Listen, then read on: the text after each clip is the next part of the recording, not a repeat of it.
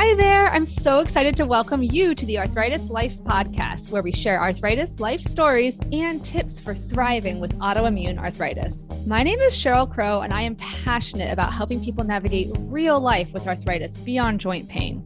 I've been living with rheumatoid arthritis for 20 years, and I'm also a mom, occupational therapist, video creator, support group leader, and I created the Room to Thrive self-management program. I am so excited to help you live a more empowered life with arthritis. We're going to cover everything from kitchen life hacks to navigating the healthcare system to coping with friends who just don't get it.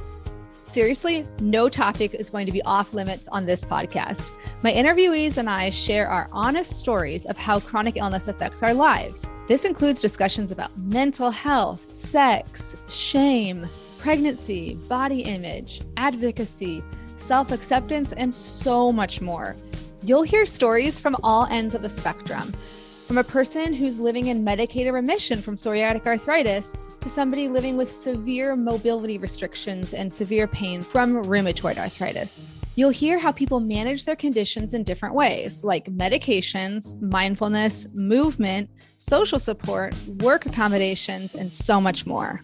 You'll also hear from rheumatology experts who just get it. We'll dive deep into the science behind chronic pain and what's the latest evidence for lifestyle changes that can help you thrive with arthritis, including exercise, sleep, nutrition, stress reduction, and more. This is your chance to sit down and chat with a friend who's been there. Ready to figure out how to manage your arthritis life? Let's get started. I'm so excited today to have Dr. Liz Ortiz on the Arthritis Life podcast. Welcome. Hi, I'm glad to be here. This is so exciting because I rarely have someone on the podcast that I've already met in person. Usually it's people I know online, but you and I have met in a series of videos we did about partnering between the patient and the rheumatologist. But before we get to that, can you let the audience know, where do you live and what is your relationship to arthritis? It was a great meeting you. It was like a whirlwind when we met, but when we did meet, it felt like I had met someone I'd known forever. So very happy to be here.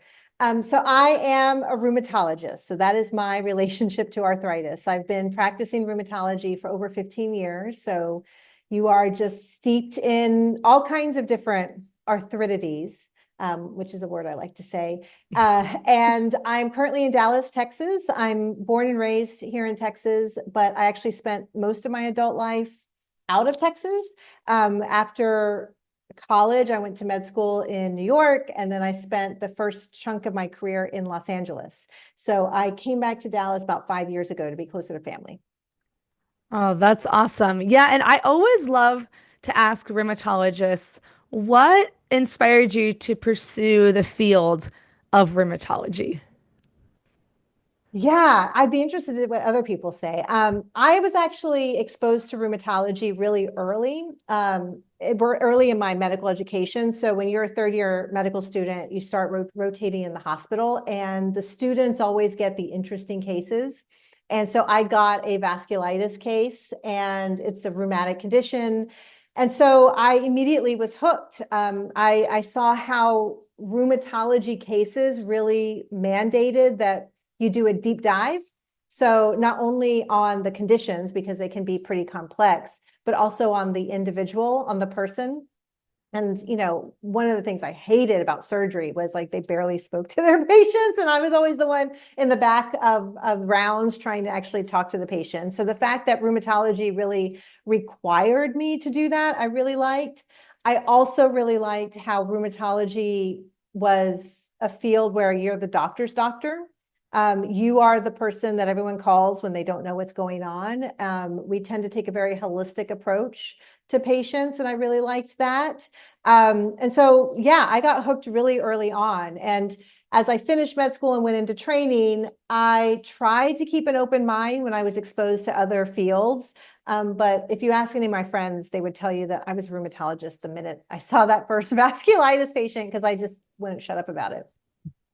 That's amazing. Well, now my dots are connecting in my mind, because it's no surprise you named your business, Connected Rheumatology, because you do love that connection to your patients, actually getting to know them. I think to answer you, you asked me what other rheumatologists have said. The one thing that comes up a lot is what one of them called the diagnostic dilemmas. Dr. Valderia called it that. He said he really liked the diagnostic dilemmas and the mysteries and really having to use your brain. I mean, every doctor uses their brain, but you are Yeah. often Yeah, seeing, you're a detective, right? Like you're a yes. problem solver. And again, when I would, when you're a med student, you're young, and I didn't really have that much experience. So I don't know if I would have described it that way, but now, after all these years under my belt, I can definitely say that I enjoy the problem solving aspect of it. Mhm. I enjoy honestly, I enjoy the gray area aspect of it. I am not one to follow an algorithm. I'm not one to follow like step one, step two, step three. I like to have some flexibility, and I like to work with the patient in that flexibility. I didn't know that was something I was going to like. I didn't know that was a strength of mine until I really started getting into it. But now I really do enjoy it. And I can see how it's very different in that aspect from a lot of other fields, cardiology and GI and critical care. They're like, Mm. if this is happening, you do this. If this is happening, you do this. And it's, there's still aspects of it where you can really apply the art of medicine, but it's also very kind of algorithmic. Whereas rheumatology, there's a little bit of algorithm and a lot of art. And that's what I really like. Well, okay, I have a great follow-up for you because I'm gonna already take us in a different direction than we had planned Okay. just for this part, which is so the word I'm gonna capitalize on the or focus on the word uncertainty and gray areas because that to me is the heart of what I find as a patient so difficult having a rheumatic disease or rheumatological condition. Um, and it's what there's a lot of patients that I worked with and people with arthritis also struggle with is this uncertainty, the lack of having, like a smoking gun symptom of your diagnosis. Like the example I always use for my journey is like when I got diagnosed with gestational diabetes, it was such a simple process. It was so simple. It was like, this is your blood glucose. You have gestational diabetes. Now, the managing it wasn't perfect. It actually was pretty simple. I got a pretty mild case. But it was like, oh, it's black and white. Like your glucose is X, you have X, Y. Whereas in rheumatology, that uncertainty in the gray area, that for me immediately prompts or triggers anxiety for me. So how is there something in your background that made you have like what my therapist calls like a ambiguity tolerance, like a higher ambiguity tolerance, or how do you cope with the uncertainty? It's like I feel like I would be every day as a rheumatologist, I would come home and be like, well, what if it wasn't what I said it was? And what if this does? Like, how do you cope with that? How do you do this? Oh my goodness. Yeah. So first of all, when you were saying how the uncertainty really triggers your anxiety, I would be like, yeah, obviously, because you're human. And like that's the case with everyone. I mean, you just look at what we all went through with COVID, right? Like it was like mass uncertainty and mass anxiety all happening at the same time. Um, how do I cope? Well, um, first of all, so that fear that you've got it wrong is, yes, that's very real. And I definitely have spent a lot of evenings like, looking at the internet and just like talking to cases with colleagues and like bouncing ideas off of them and getting feedback from people because of that fear, because you are worried about getting it wrong. But what I've learned through training and just kind of my years of practice is that as much as autoimmune conditions and the inflammatory nature of all rheumatic conditions can lead to a lot of pain and suffering, it's actually quite rare for them to lead to life and death emergencies. And so we are given some time to figure it out. And although our tools that we use to control them are not perfect, we do have tools that we can use. And what I found that really helps me actually calm that anxiety about whether or not I got it right or wrong. What helps me calm it down is actually bringing in the patient with me and explaining to them what I'm thinking. And like, well, I'm thinking this, and that's why I recommend we do X, Y, Z. But quite honestly, there's this one aspect of your case that makes me think maybe it's actually this other thing. And this is how we're going to tell. And I need you to help me if this is happening, because that'll be a clue that I got it wrong and we need to shift gears. And so like having them with me along that actually helps me so that I'm not carrying everything, and that they also understand, because I think so much of the miscommunication that happens in the office is exactly that, is that that uncertainty isn't communicated to the patient, even though the patient feels it, right? The patient feels it, but and it can sometimes be scary, because you certainly want your doctor to feel confident. You want to know that you're in good hands, right? You want to know that that the recommendations they're making are going to help, and that there's reasons why they're making those recommendations. But I have found that saying out loud that, hey, there is uncertainty and it's okay, we can still build a plan around that uncertainty. That's actually been very helpful.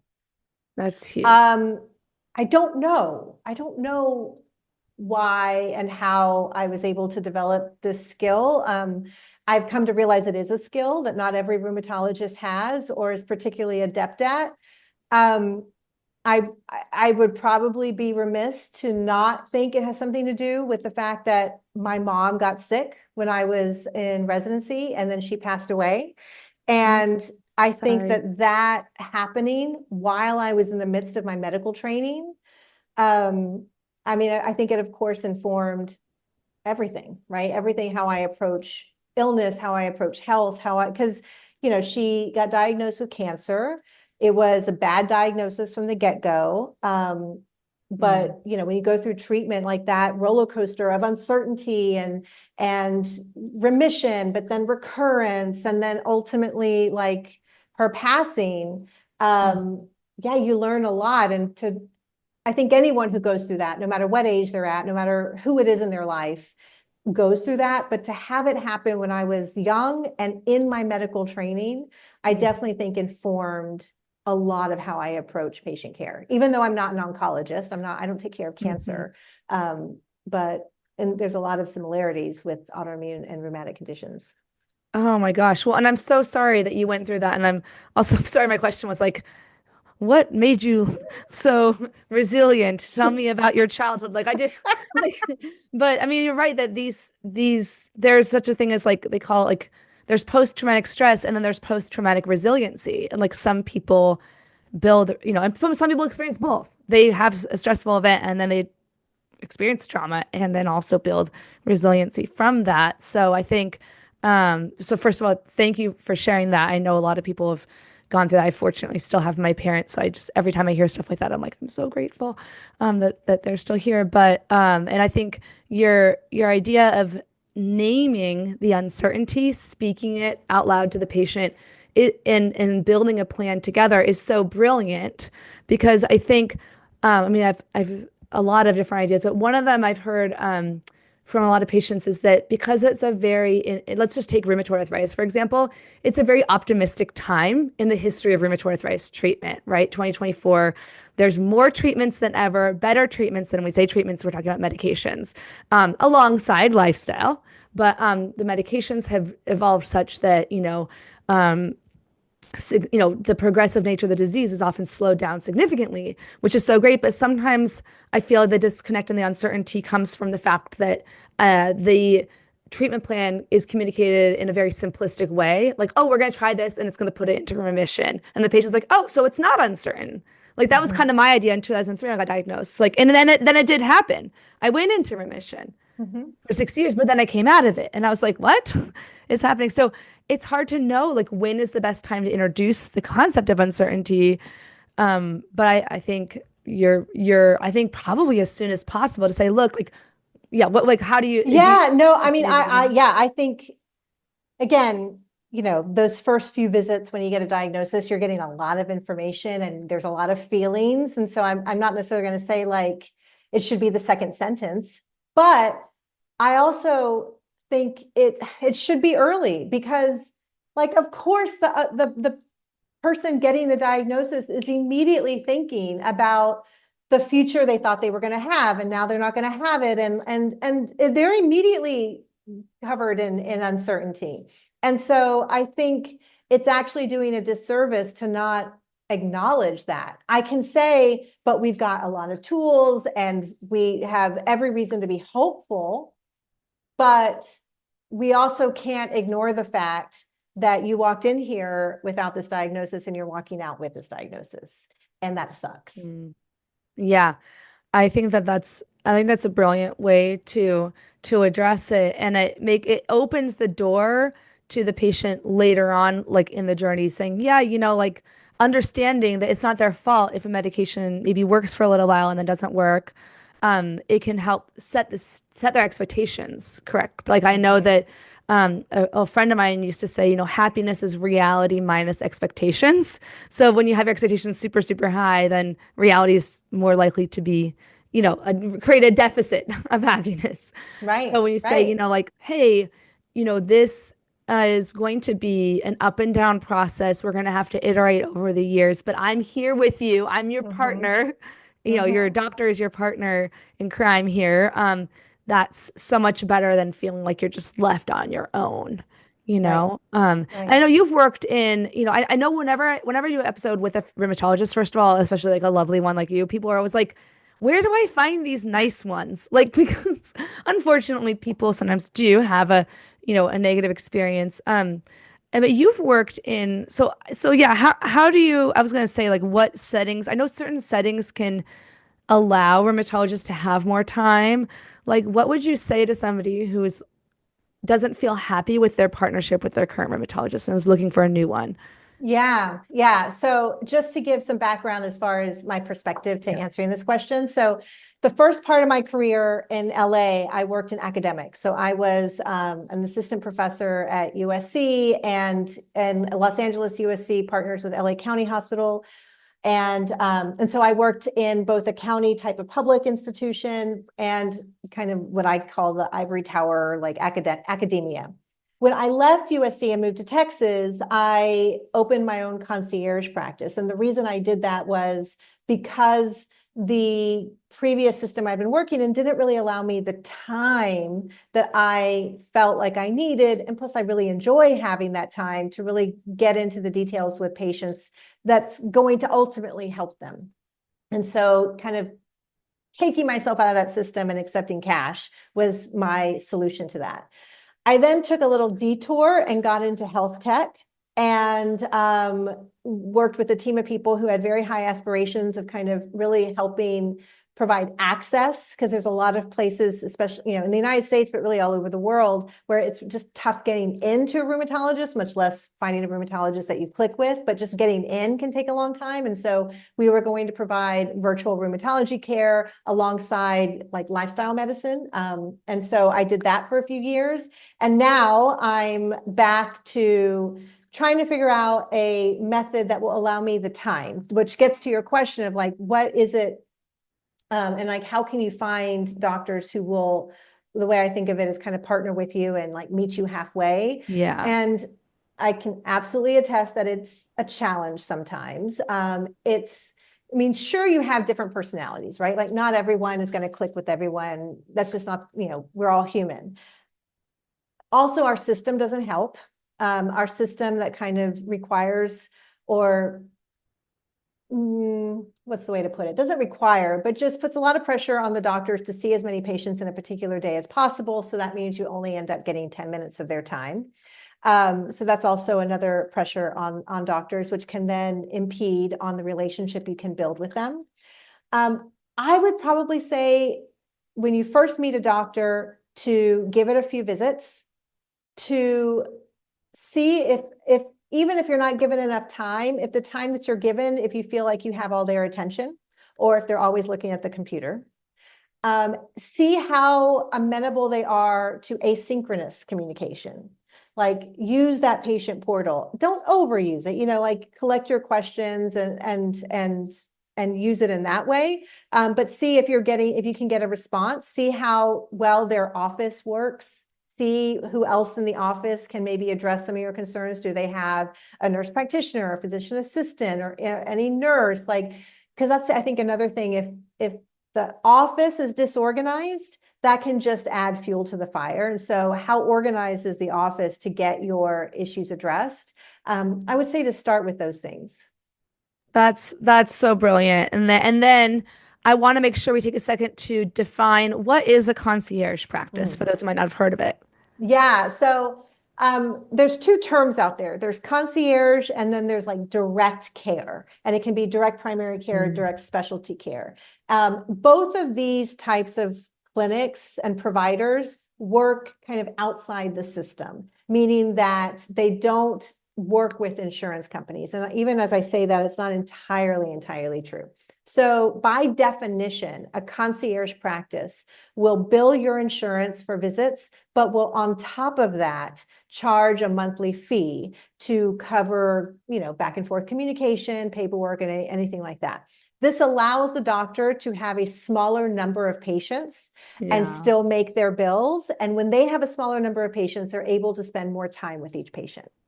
Direct care is similar in that it allows them to have a smaller patient panel, but they don't bill insurance. And so 100% is coming from a monthly fee usually. And that gets you visits. It gets you, usually some sort of asynchronous communication with your doctor. But again, it's all about doctors trying to figure out ways to limit the number of patients that they see, not so that they can go spend time like on the golf course or at the beach, but that they can give more time to each patient. Yeah. I think it's really good to know that there are these options out there, and it's not just in the field of rheumatology or doctors. There's also a lot of I as an occupational therapist have seen a lot of OTs also try to find even what I'm doing is a creative way to, assuming we can't completely overhaul the US healthcare system, although I would love to do that. I don't have that control. Say, okay, how can I provide something that the patients need in a creative way that's not is better than the standard of care, that is just more and a lot of times patients just don't even know what words to look up. I didn't know before becoming like a quote unquote professional patient or chronic illness patient, what concierge, that's the person that tells you where to, go out for dinner or whatever. Or it's thought of as like super, super fancy, or super expensive. And there certainly are those high-end options, but there's also more affordable options, both in specialty and in primary care. Right. So we've talked about ways to find a rheumatologist, and I think even though we live in this technological era in 2024, there is still so much word of mouth when it comes to finding, and that of rheumatologists. And I think I see it every day on Facebook groups I'm part of. People will say, I'm in Austin, I'm in, Miami, who has a good rheumatologist. Honestly, sometimes that's great to actually have firsthand experiences. But then once somebody has established a relationship with a rheumatologist, do you have any other tips or advice for patients for making the most out of that relationship, or making the most out of those 15 minutes or 20 minutes that they have? What would you suggest? If you have ever felt completely lost or utterly alone while trying to navigate real life with rheumatic disease, listen up. I am here for you.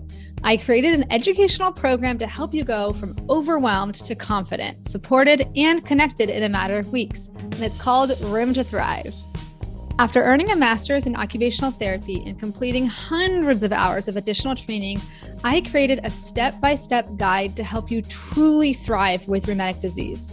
This is the only program I know of that's designed to improve quality of life for people living with inflammatory, autoimmune forms of arthritis, like rheumatoid arthritis, psoriatic arthritis, ankylosing spondylitis, non-radiographic axial spondyloarthritis, Sjogren's disease, and more.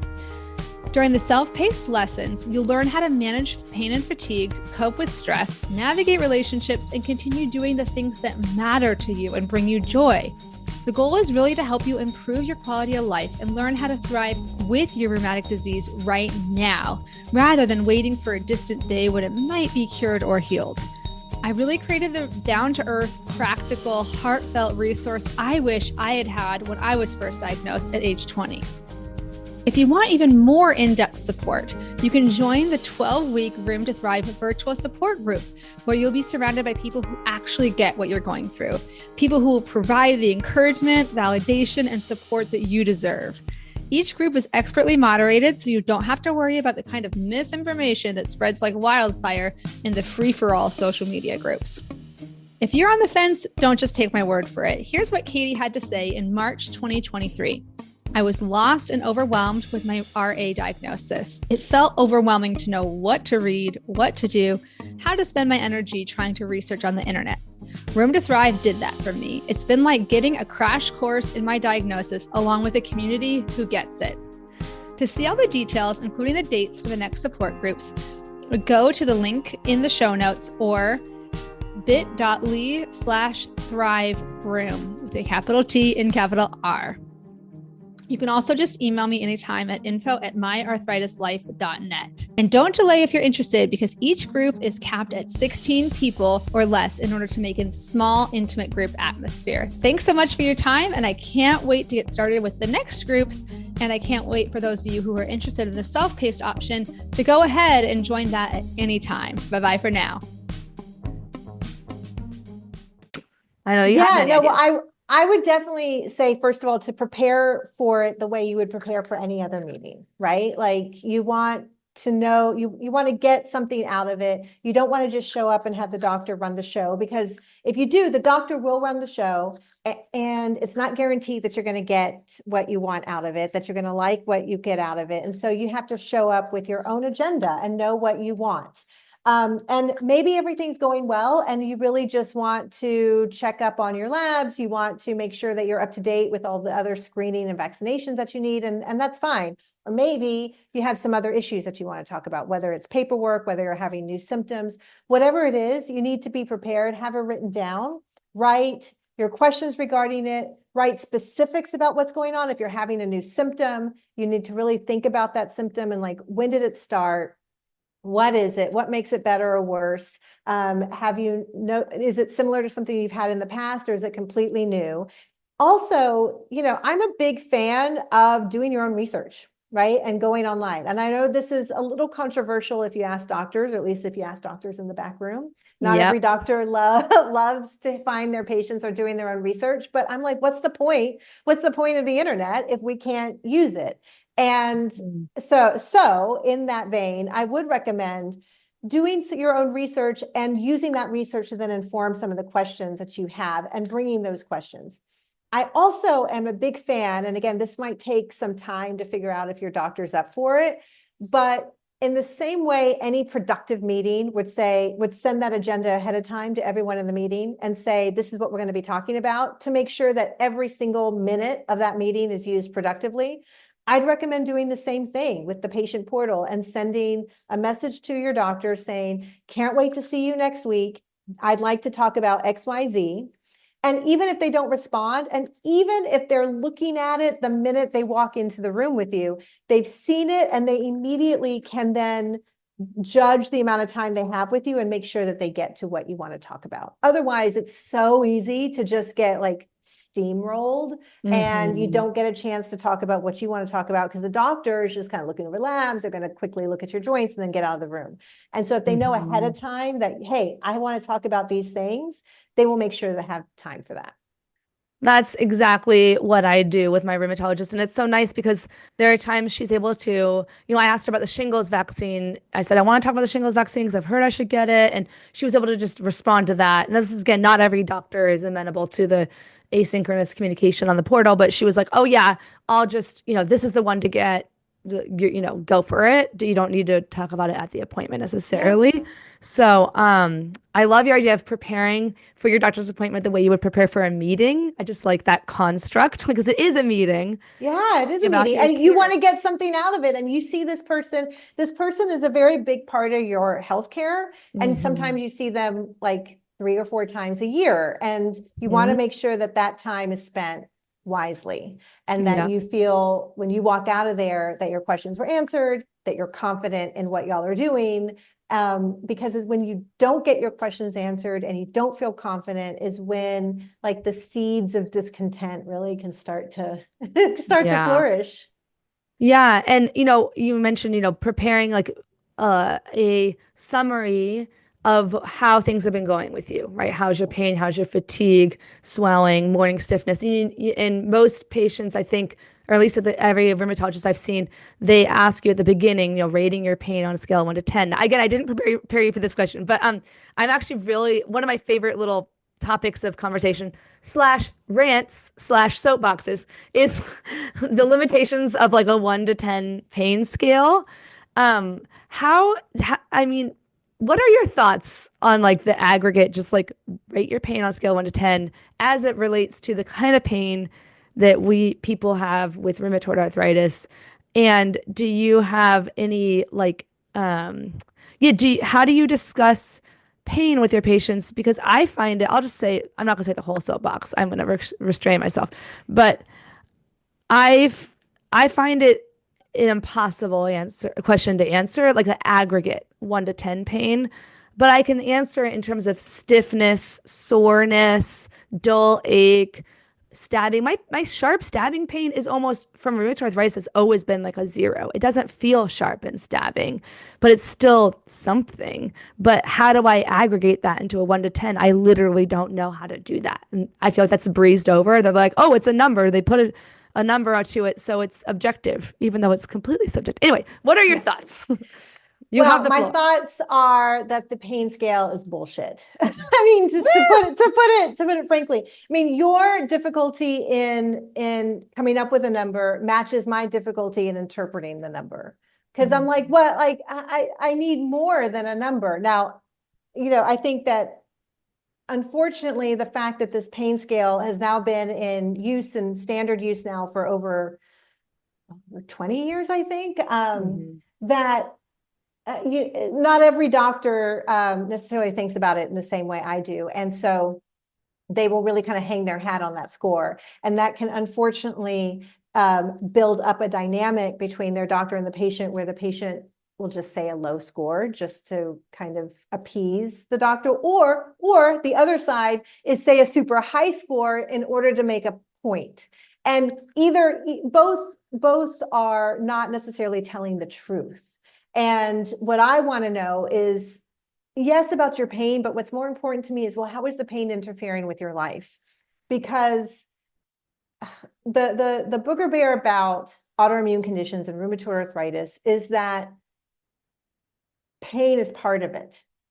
And so I don't always like to approach things from a point of like, we're going to get your pain to 0. Like we're going to eliminate pain from your life. That's not realistic.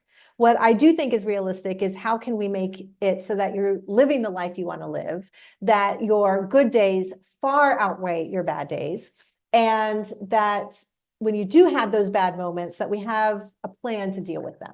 That's what I'm more interested in, and that is absolutely not captured in a number. Yeah, I could not agree more. I mean, that's very congruent with like kind of the occupational therapy training I've had, which is about, functioning in your daily life. Whether that means workaround strategies and the underlying issue is not solved, right? Like your stiffness is still there, or lack of joint range of motion, but you can work around it and function, or you can actually remediate sometimes. But yeah, anyway, I'm glad. I mean, again, to feel like we're both wrong together or we're both right. No, I mean, it's just, I find it strange that it's perceived in the healthcare system as such an objective thing because it's a number, when it's like intrinsically the most subjective thing is putting Yeah, I your mean, I number to it. understand the reasons, right? Like, again, especially when you're providing medicine to the masses, when they're trying to standardize and kind of algorithmatize providing care, and in an effort to make sure everyone gets the same standard of care. Because, before you did this, the way you got care and the success of the care you got was highly, highly, highly dependent on the qualities of the doctor that you saw. And so, the reason we standardize things is so that someone in California can get the same quality care as someone in Kansas and someone in Missouri. And Yeah. pain, for the exact reasons you were stating, is difficult. And what we were seeing in the 80s and 90s was that it was being undertreated, and it was not being listened to, and it was not being approached in a standardized way. And so the score was an attempt to try to standardize it. I think, though, two things. I think, one, that it oversimplified it. And two, unfortunately, it's like, it's only now recently that people are realizing how damaging it actually is. But for a long time, it's like, oh, we solved it. We now know how to measure pain. We now can measure the success of our treatments based on this number. And we're now seeing that that's really faulty. Yeah, I mean, it's like Einstein said, like a system should be as simple as possible, but not simpler. Right. Like I do think it's like I can see the needle moving and I can measure progress when it comes to a specific subcomponent of pain. So just to be clear, like, if it's soreness, like a dull ache, stiffness, I can definitely see like, okay, I'm a 4 sometimes and I'm down to like a 1 after a treatment that works. Like that is meaningful. Just think the aggregate is the hard one where you're like just all like in considering all types of pain and like what is your pain 1 to 10. It's I saw my husband go through a kidney stone recently. He had a kidney stone for the first time. And yeah, I mean, first of all, I've never seen him in even like mild pain to moderate pain, maybe like once when we were moving boxes and he like tweaked his back, but that's it, right? So to see him go, I mean, he was like, I'm at like I guess if I was like being tortured with like lava, it would be like a little worse. So maybe I'm a 9.5. Like he's an engineer, right? So Yeah. but he's like, he's at the top. Like he can barely talk. He's sweating, Yeah. he's shaking. I've never experienced that. I mean, the worst pain I've had is either my a C-section recovery was probably the worst. But anyway, so that's a whole other thing. But I think just for anyone listening, know that if you're having a hard time putting your number to your pain, you're not alone, and it's okay to tell your to even I've coached people in my Room to Thrive groups to say, it's okay to ask your doctor or to tell your doctor, like put it out in the open. I have a hard time answering that because there's different, I kind of have stiffness and soreness. Like it's not like it's not sharp. So does that mean it's a 0 or is it like a 2 or 3? And yeah. Yeah, no, I mean, I think that's a good recommendation. Just to say, I don't know how to answer that question, and then follow it up with like, I can no longer do this, and I used to be able to, and that gives the doctor something to work with. Yeah, what can and can't you do? And then that's something you can actually make a goal around. Like I always tell people, you can literally say the biggest like minutia of your life. You can say like, I can no longer tie my hair in a ponytail because my fingers are too stiff. Can no longer turn the pages in a book. And you're like, okay, well that paints a picture to them. So people can argue with your subjective report, but they can't argue with what you can and can't do. I had a patient that first of all, I only saw virtually. So right there's like a little bit of a disconnect because you definitely lose something when I'm only ever doing it on the camera. And so when you're doing everything on camera, it really requires you to ask a lot of questions and really listen hard to what they're saying and have to read in between the lines. And so she was constantly telling me how she had pain, but it was okay. It was okay. And it wasn't that bad. And it was okay. And she really didn't want to take any medicines. And so it was okay. It was okay. It was okay. And then like a few months go by and I see her a couple times, and this was always a thing. And honestly, I was happy to hear that she was doing okay. And so I was happy that we didn't really need to escalate her therapy. And then she comes in for an appointment off schedule, which right there is like a clue, right? It's like, okay. And she starts though by saying she's fine. She's fine. Like, well, you made this appointment. Like, you're clearly not fine. And then she starts describing how she's developed all these things that help with her pain. And one of them is she will take these Epsom bath salts. Great. But then she describes how she gets in and out of the tub. And I was like, wait, what? And how she needed help getting out of the tub one time. And I was like, that is not the sign of someone who's doing fine. And so like you pull on that thread, and then I start finding out how she had to compensate, and how she was now going downstairs was a little different, how she had to go step by step. And like if you're just asking, how are you, what's your score number, I would never have caught that. But finding out that like you need help getting out of the tub, you can't really go downstairs. It's like, girl, you're not doing fine. And part of it also was her, right? Like I needed to reflect that back to her because she had been doing that for so long. She hadn't realized that, you know, a 41-year-old woman shouldn't need help out of the tub.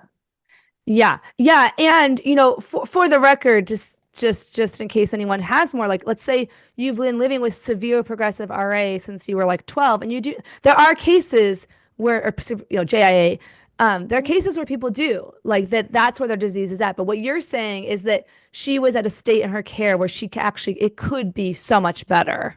Right. Right. No, you're absolutely right. This is all very Just for specific to context. any particular individual. And you know, how long you've had your condition, what your condition is, all of that. But given her case, right, like that wasn't, and it wasn't what she was also expressing to me. Yeah, I mean, this is why I think I always say, like, one of my other soapboxes is that, you know, it's such a, what would you call it? Just like, it's a tragedy that so many people with inflammatory arthritis are accused of over exaggerating when the majority are severely under exaggerating their pain.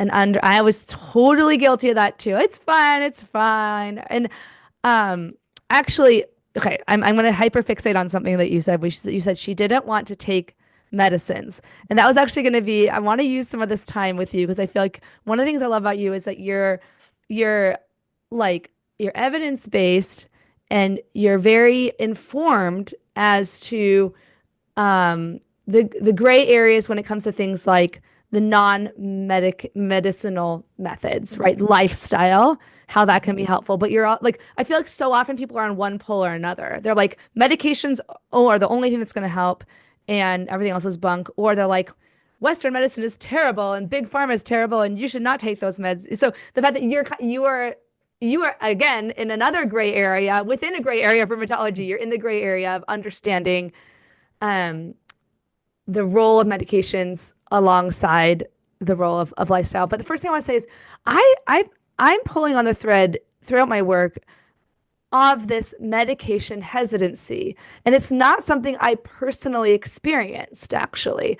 I was very gung-ho, like, because I'm like, I'm in so much pain, you're telling me that there's something to make it better. Like, and it's just a practical thing to me. And maybe it was I just was naive potentially at that time, right? There wasn't the internet, really. It was 2003. But long story short, I know that a lot of patients are very hesitant. What do you find, I don't know, like, what are your thoughts on medication hesitancy? How do you help your patients wrap their minds around, obviously it's still their choice at the end of the day what to do in their bodies, but how do you help them potentially like wrap their mind around medication? Around medications.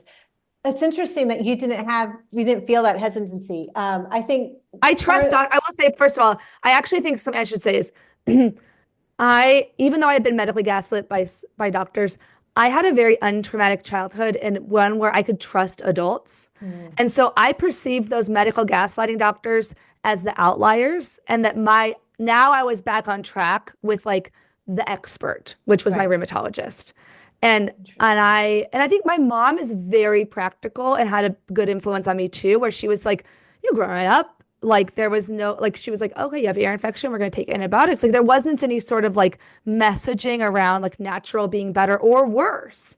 It just was like problem solving. And my doctor just was so nice, my rheumatologist, and just really explained like, but I didn't find out till later that my mom I will say, just for the record, sorry, to other people who've listened, have heard the story already from my mom on episode 100. But she asked, when I wasn't in the room, she asked them, she said, well, Cheryl has one more. I'm at Vassar College in New York. I'm from Seattle. So I had 1 year left of school. They're like, oh, these medicines sound like she has to give herself an injection once a week and then refrigerate it. And like, that's a lot. Can she just start these in a year? Like, can she just start these when she's done with school? Like, question. And the nurse told my mom, because my numbers were sky high on everything, like everything was off the charts, literally.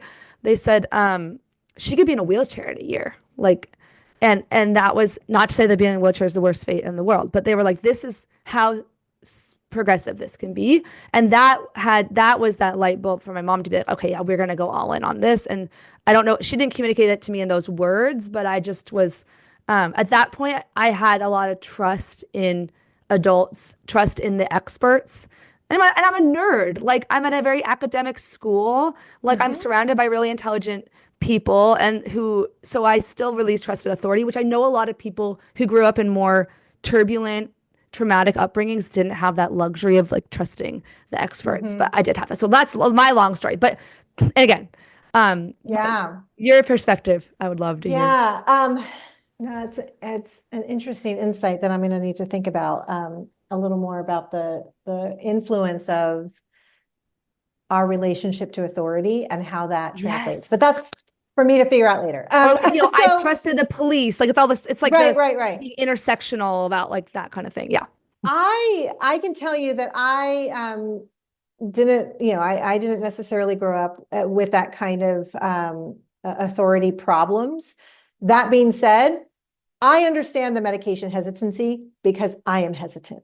Like I I am the last person. I will not take Tylenol. I will not take ibuprofen. Now, as I've gotten older and I've like softened, I will reach for stuff, but I don't. I just understand that because I also don't want to take it, and I can't even explain it. Like I could tell you it's because of side effects or whatnot, but really I think it's just tied into I need to be right and perfect, and somehow taking medicines proves I'm not right and perfect. I don't know. Mm. It's for my therapist. But anyways, No, I that's am, that. I think that's huge though. That maybe like medicine's like a crutch, and that you want to be able to tough it out on your own. Like I took yeah. anxiety meds, I will say. Like so, I shouldn't say that I definitely didn't want to take anxiety meds at first because I wanted to conquer my anxiety through working really, really hard at therapy.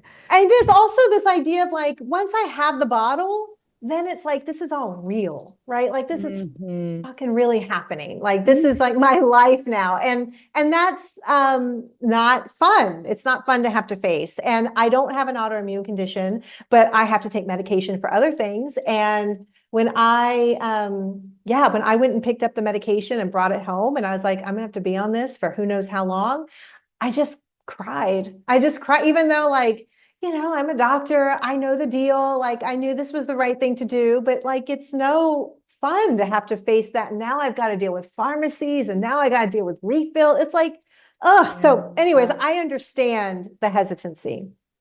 And so I think that that kind of helps me have a little layer of compassion and patience that maybe some of my colleagues who Mhm. who don't necessarily face that have. I also, though, have a very clear understanding of the risk of untreated autoimmune and disease like rheumatoid arthritis. And just like the nurse kind of laid out for your mom, um, sometimes we have some leeway for time to get used to it. And sometimes I would really, really, really recommend that we act now. And when you say act Um, now, you mean like start with the medication, Start with something, right? Start something. with something. So that's like from the medication.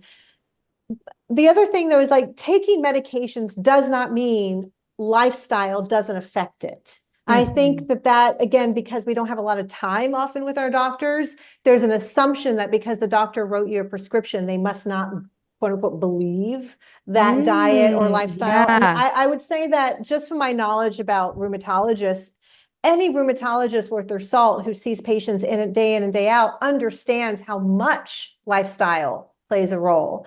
But we don't always have the time to really get into it because those are lengthy conversations. And it then becomes a matter of the condition you are facing, because not every condition is the same as far as the risks that that Yeah. condition Yeah. brings, and kind of at what level of severity you are at that particular moment. So switching to an Yeah. anti-inflammatory diet, looking at your stress management, making sure you're getting sleep, making sure you're getting movement and sunshine on your face and surrounded by people that support you. All those things are great and will support an immune system to kind of rebalance it. Will it do it as fast as some of my medications? Probably not.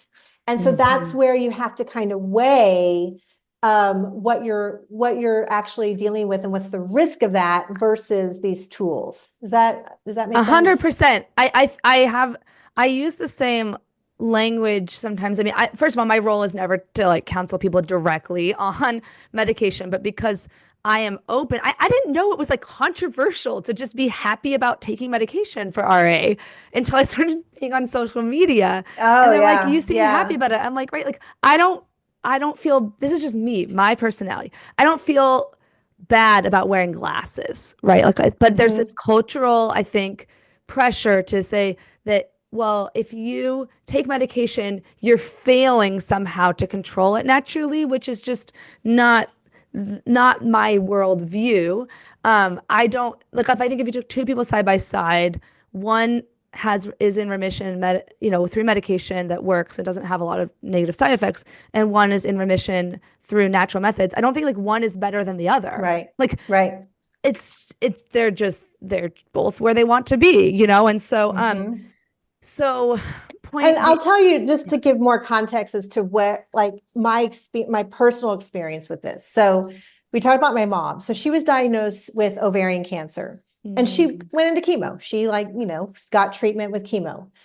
Alongside chemo, she was taking all kinds of supplements yeah. and she changed her diet. And it's an effort to do everything you possibly can Yes. when you're facing something that's hard and scary. And that includes, the hard medicines as well as all the other things you can do. And we had her for 3 years before she passed. And I can tell you, especially because I was a resident at the time, um, people's experience with chemo can vary widely, but most of the time it's not great, right? Like being on chemotherapy is hardly ever a Fun. good time. It No. can really wreck a person. And those years that someone might have to be on chemo are not typically years that they're traveling or they're, doing, kind of thriving, right? They're really focused on trying to treat whatever the issue is. The 3 years that mom was on chemo, we still traveled. She still was living her life. She was laughing. Of course, she had bad days, but it wasn't the type of chemotherapy I was used to seeing, especially with my patients that I was taking care of in the hospital during training.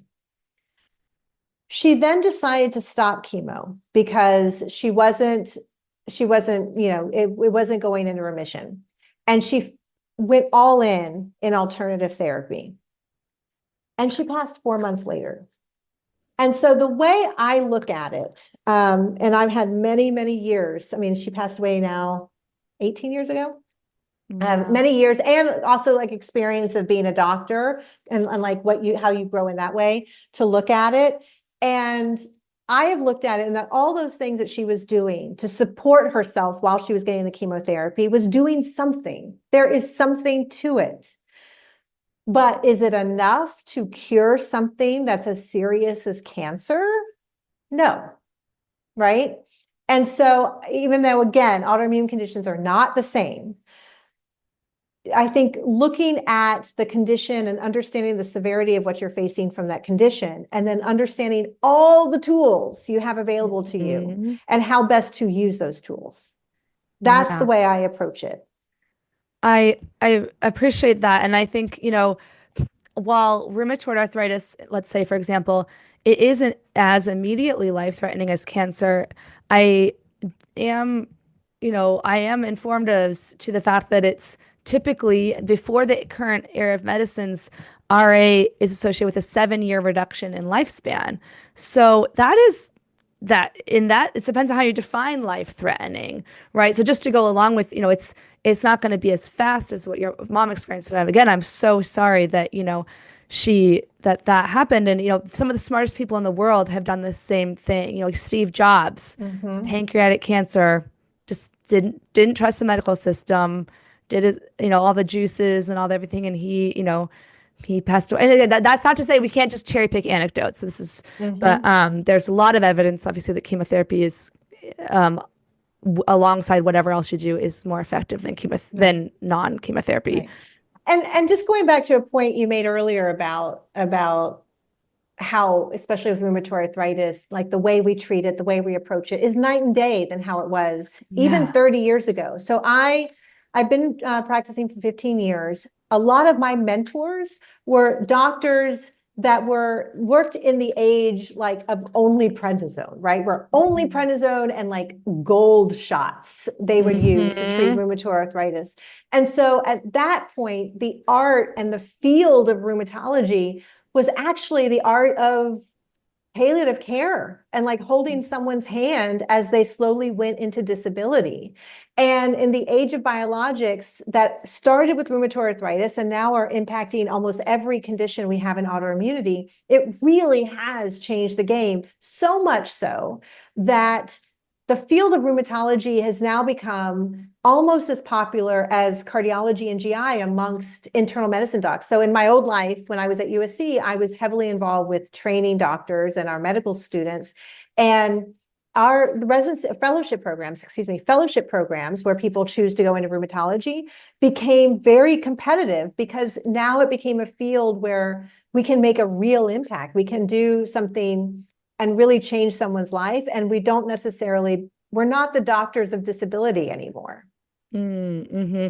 Yeah, the prognosis, and that's why I always tell patients the thing you need to be careful about is comparing apples to apples and oranges to oranges when it comes to accessing other patients' stories. So on this podcast, now over 150 episodes, there are some stories of people who, got treated. They're on the same treatment they've always been on, and they're doing great. And then there's people that are that are more severely disabled. And the thing that I think happens sometimes is patients get diagnosed and then they join like a Facebook group and they access all these stories. It's like a mishmash of some people who have had it since the 70s or 80s or 90s who never got that early aggressive treatment. And then they have significant, impacts and joint deformities and, systemic symptoms. And then if you're diagnosed in 2024, you need someone to tell you that that's not most likely going to be your prognosis. You're going to be able to slow down your disease with these medications. Just statistically, that's most likely what's going to happen. And I do want to make a plug for the 2022 American College of Rheumatology integrative guidelines for integrative health guidelines for rheumatoid arthritis. This is the first integrative health guidelines that the ACR has done, as far as I know, for an inflammatory arthritis. And they look at, there's a 500-page PDF of all the evidence that they took. And it's a multidisciplinary team, including patient advocates. And, the number one recommendation, this is for the integrative, means non-pharmaceutical in this case. The number one was consistent engagement and exercise. That was found to be the most effective non-pharmaceutical and non-medicinal treatment. And I find that that's very consistent with my experience. For me personally, exercise, especially strength training, has moved the needle symptom-wise more so than dietary interventions. Yet the popularity, according to what I perceive on social media, is that most people are very highly interested in dietary interventions, of which the only one that was found to have any good evidence was Mediterranean overall anti-inflammatory. Yeah. No, I mean, so there's a couple aspects of this whole argument, right? There's the actual research and what the research shows. There's the discussion around why certain research is done and why other research isn't done. Yes, very true. There's also what I'm going to call like the marketing aspect of all of it.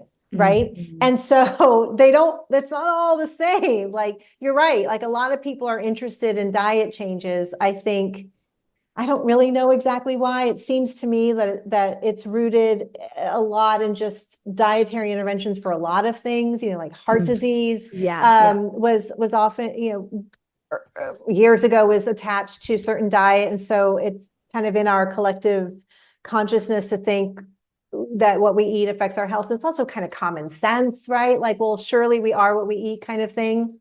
Yeah, and it's a decision we have control over that happens multiple times a day, versus exercise might be something you do, a few times a week. I'm making food choices, 4, 5, 6 times a day. So, I think that makes sense.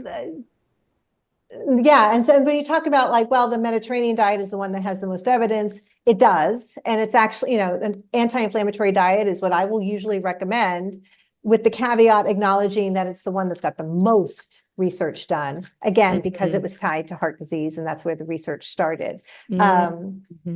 I also kind of root all of the lifestyle stuff. I get real practical with it because I'm just like anyone else. I've tried different diets and tried different programs, and I am well aware of how restrictive it can all be and how it can take over your life and kind of it become your personality. And I think that we need to give ourselves some grace to live our lives. Mm-hmm. And I have an old colleague of mine who she's a psychiatrist, so she's not at all rheumatology, but really, really pushes like lifestyle and is anti-psychiatry meds. And I just have always thought to myself, it's like, well, sure, if I could go live the Buddha life up in a Zen mountain, then maybe, all my health issues would go away. But that's like not practical. Like I live in I guess it's 2025. Like I live in a modern society. I gotta figure out a way to live my life in the world that I'm in. I mean, you're preaching to the choir. I mean, I think it might, in my case, be because I also have a diagnosis of gastroparesis, which was made the same year as my RA, and I do follow a couple dietary recommendations. I don't really like to think of them as diets, but there are certain things I avoid because they trigger my gastroparesis, and also a history of recurrent SIBO or SIBO, like the small intestinal bacterial overgrowth. And I just am literally could not be less interested in having any more restricted diet than I already have. Toyed with trying a couple of things that are more anti-inflammatory, did not notice a single improvement in my rheumatoid arthritis. So I'm like, okay, like this is like, I'm going to die someday. I don't want to look back and be like, I obsessed over food. Just not intrinsically interesting to me. Food is just not. Maybe because I'm an athlete too. Like exercise is way more interesting to me, and actually sleep. There's so much evidence that I was just talking to you before we started recording that I got good sleep last night. And I feel like I said I feel like my brain has gotten a shower. Like that's just like the phrase that came into my head. Like, my brain fog is better, my energy is better. Those are the things. And again, everyone's different. Some people, if the needle was moved a lot for me symptom wise and with diet of course I would do more nutrition interventions, but there is a point at which we have to say enough is enough. And I always put a warning when we talk about food and nutrition and autoimmunity that people with autoimmune disease are overall at a higher risk of developing something called orthorexia, which is an eating disorder where people are obsessed with eating only clean or healthy foods. And like other eating disorders, it's about control, right? But it's insidious because it doesn't look dysfunctional because the person's eating quote unquote healthy. Right. So I really recommend people, like it's just be mindful and when mindful of that risk. And when you approach things like lifestyle interventions, whether it's exercise, diet, sleep interventions, stress management, I would put into that too. Look at it with a mindset of curiosity rather than like an anxious, like this must work. I think I agree with all of that. I've certainly seen people kind of go a little too far with their lifestyle changes. And, the other thing I think that we have to be mindful of is there's the control piece, and which I get, because when you get a diagnosis like rheumatoid arthritis, it can certainly feel like you've lost all control of everything, like you've been kind of betrayed by your body. And so I can understand kind of swinging to the other side and trying to get control of as much as you can. And what we eat is certainly something that we can control. But the other thing I think that's kind of underlining a lot of this is when we focus so much on lifestyle, it's like, well, if lifestyle can fix it, then maybe lifestyle was the original problem. And with that comes blame, that somehow this is your fault. It's not true at all. Yeah. And it never, in training, it never would have occurred to me. And then when the first time I had a patient, I'm sitting down, it's like, you have rheumatoid arthritis. And, it's not uncommon for people to get emotional. And so she got emotional, but then the first thing out of her mouth was, how did I do this? I can't believe I did this to myself. And that like blew my mind and broke my heart, because it's like, no, this is not your fault. Yeah. I could not agree more. I mean, I think disentangling correlation from causation is just so crucial. It's like, you know, umbrellas don't cause rain just because we often see, this is me being from Seattle, you know, you see umbrellas when there rains, doesn't mean it causes it. And, you know, just because lifestyle can help, like you said, doesn't mean that the lack of that lifestyle previously caused you to develop a condition. I think for me, it helped me that I was diagnosed at the peak of, or I got sick at the peak of health with nothing else happening. Like nothing else, nothing I could have done in my mind made sense to cause it. So I guess I didn't have that self blame, but I've seen that in my support group. So often people feel like they must have done. And even if, let's say you're a smoker, smoking is a risk factor for RA. There's tons of people that smoke that don't get RA. So in your case, there's no certainty that in your body, smoking is exactly what caused it, right? It's a multi-dimensional, like it's environmental things, like could be a virus that you got, could be something else that triggered it, could be stressful event, could be genetics, but also genetics. Like yeah. the way I always think of it is, you know, you have a certain genetic makeup that we're learning more about, but we certainly can't point to like one gene, right? Like it's not just one gene, but you have a certain genetic makeup. You are then exposed to some sort of trigger, either an external trigger or internal trigger. And it, by the way, it's probably more than just one, right? Like our bodies and our immune systems are pretty resilient. But if you have repeated triggers over a course of time and you have the right set of genes, it just will then lean autoimmune, and then, you know, that ball gets rolling. And why it happens to one person who's exposed to certain triggers and not to another, like, we don't know. We don't know, but none of this is the individual's fault. No, I think it is very healing to hear that, you know. I remember first time I had my psychologist kind of, or just the validation of her saying like, you've been through a lot, like with your health. And I was like, oh, like an objective outside person thinks that, right? Or like, and that's not your fault. I think that's super, super powerful. Oh, and the other thing, before we move to the next topic, I wanted to make sure to really emphasize, I think if people take nothing else from this conversation, I think it's important to just psychologically, if you're like a newly diagnosed patient, understand that the choice to not medicate has a risk, and that's your risk to take.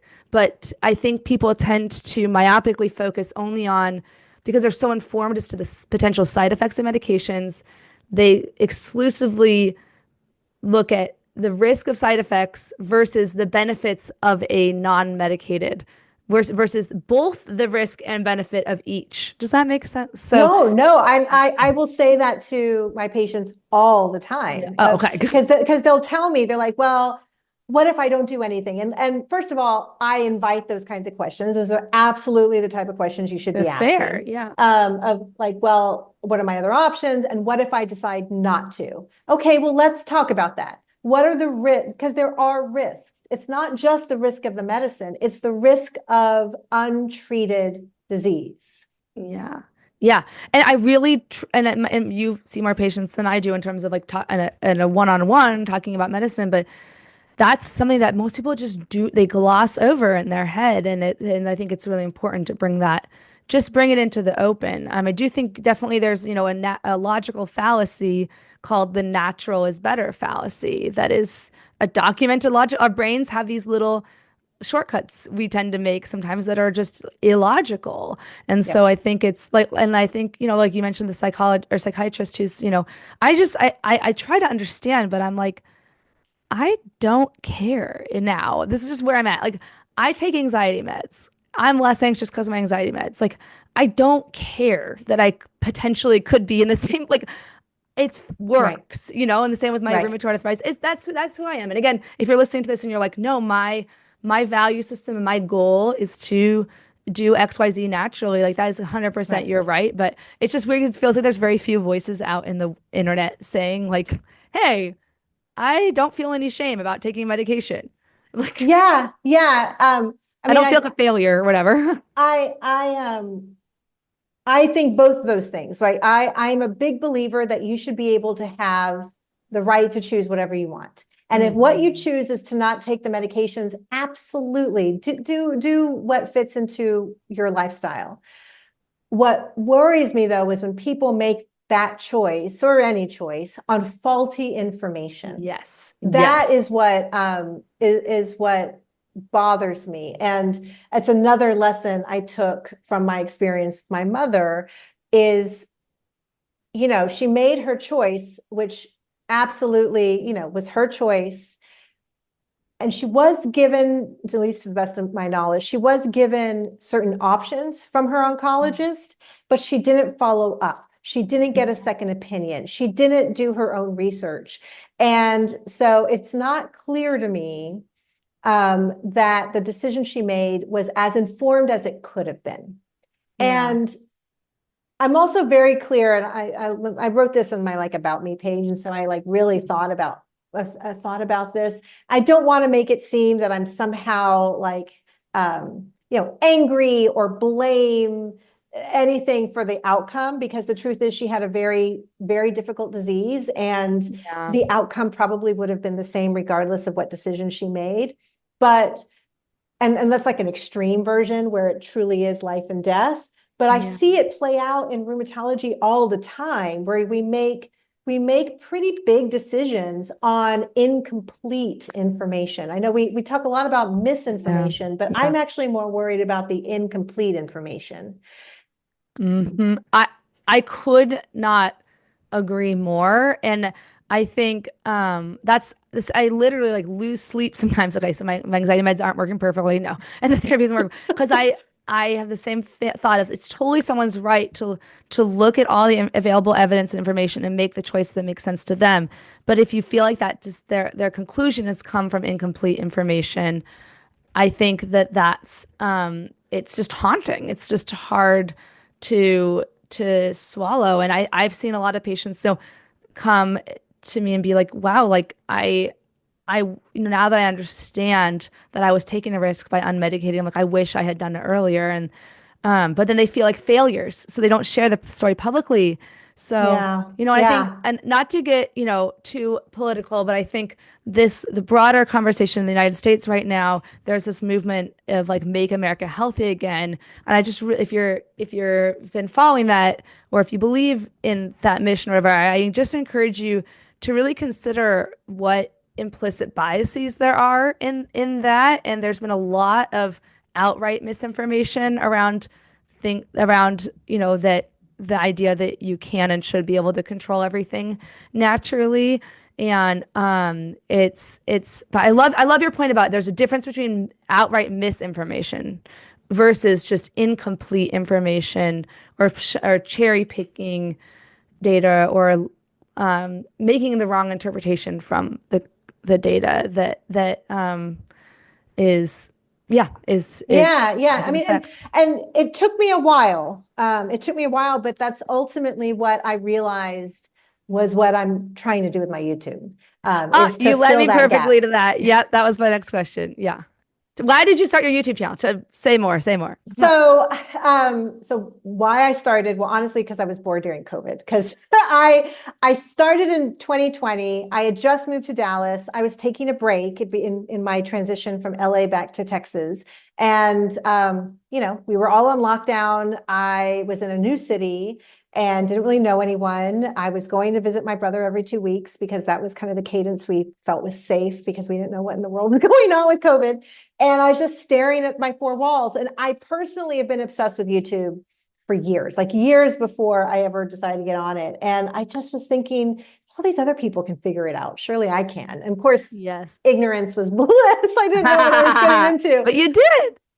And when it started, it was really just, let me put on camera the things that I would often say to patients all the time. So if you look at my early videos, which I would not recommend because I didn't know what I was doing, but I'm talking about OA versus RA and a positive ANA and a positive rheumatoid factor, because those are really common issues that come up in a rheumatology office. Once it started getting a little traction and I was really enjoying it, I started paying more attention and really starting to focus on what's the mission here? What am I doing? Because as I'm sure you know this, social media and YouTube in particular is hard. It takes a lot of work. It's a time suck. And you want to be really clear on why you're doing it if you're going to put that much effort. And so Mhm. I became clear that's like, okay, I can't fix our system. I can't fix, disorganized clinics. I can't hire bad doctors. It's like, Mhm. well, what can I do? Right. So I can inform, I can educate through the lens of how helping people apply it to their own life and posing questions that they can then go to their own doctors and continue the conversation. Because at the root of it is make your own decision. But here's the information you need to consider when you're making that decision. Yeah. Yeah. I mean, it's amazing. So it's called Connected Rheumatology, and we'll definitely have links in the show notes as always. And what have been what has surprised you about some of the responses to your videos? Um, what surprised me? Well, I mean, of course, when I first started, I was really scared about trolls because I'm just, I'm old and had a whole, have lived half my life before the internet. So trolls really scared me. And they are certainly out there, and I've grown a little bit of a thicker skin. It wasn't surprising though, right? Because I was Yeah. prepared Yeah. for it. What was well, what took me aback was the stories people would share in the Yeah. comment section and now in my email. Um, and it was actually quite overwhelming. I mean, stories of 6+ month wait lists, stories of, not being listened to by their doctor, of having like less than 5 minutes with their doctor, Oh, a lot of stories of not being told, or being told that they don't have anything, of being shuttled from yeah. specialist to specialist. And, I mean, I've been practicing for a long time. I knew this was happening.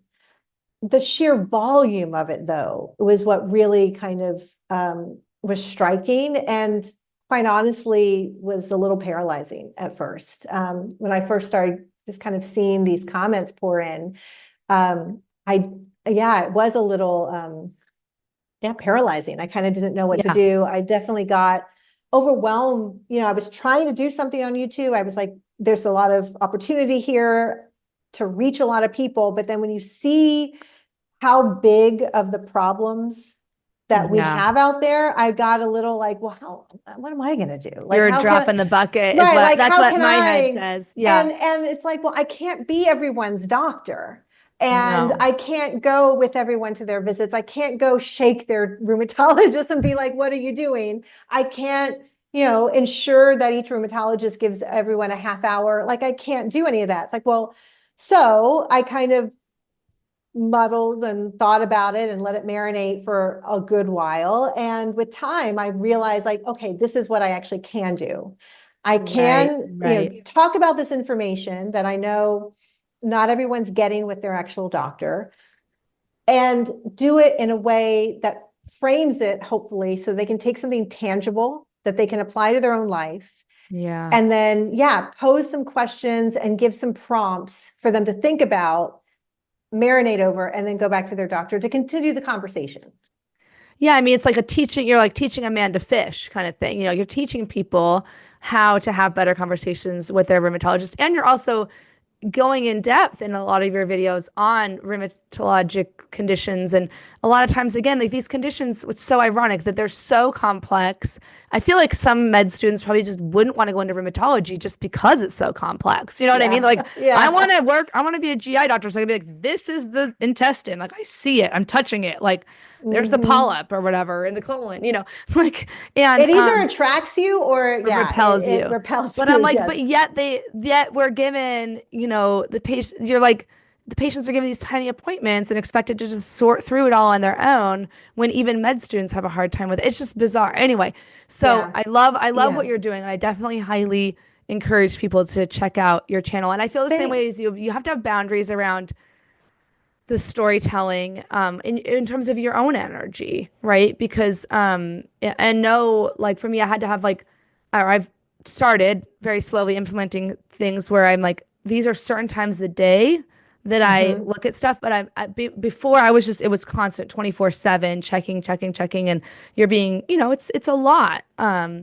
I mean, it's still also kind of encased in the trappings of social media, right? Of Yeah, like yeah, likes and subscribe, and so it's it's been a learning process and a growth experience for many reasons.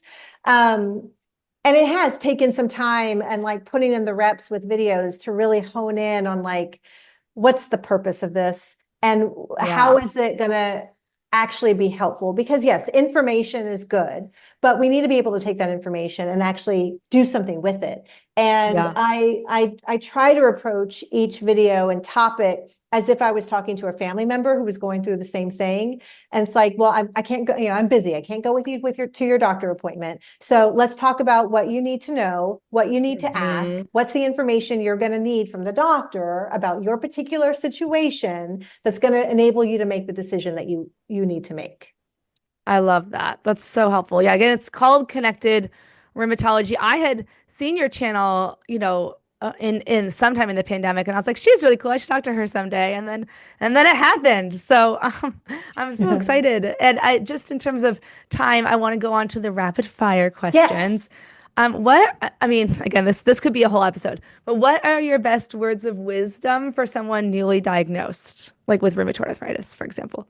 We've touched on it a little bit. For newly diagnosed, I typically, in some way, shape, or form, like to convey it's not your fault.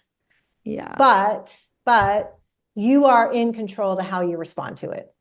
Mm-hmm. That's beautiful. It's empowering, slightly scary, yet empowering. So that's good.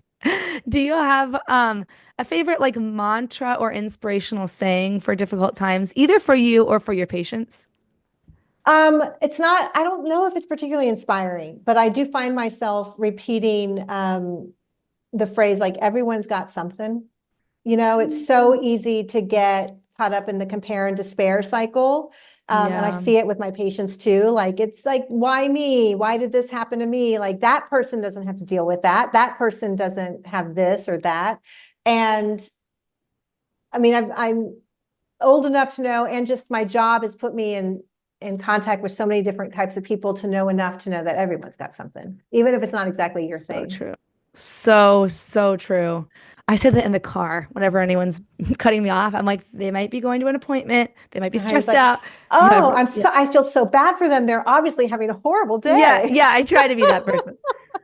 Now this is maybe not be for you, but for your patients. Do you have like a favorite arthritis gadget or tool? This is me being an OT.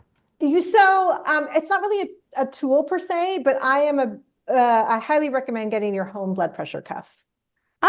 Yeah. So that's a great idea. We're always focused on pain and inflammation with rheumatoid arthritis, but it's my job to always be thinking about your health in 10 years. And we know that cardiovascular disease and heart disease is higher amongst those with RA and other autoimmune conditions. And so what we do to prevent that is control as many of the other risk factors as we can, with blood pressure being one of them.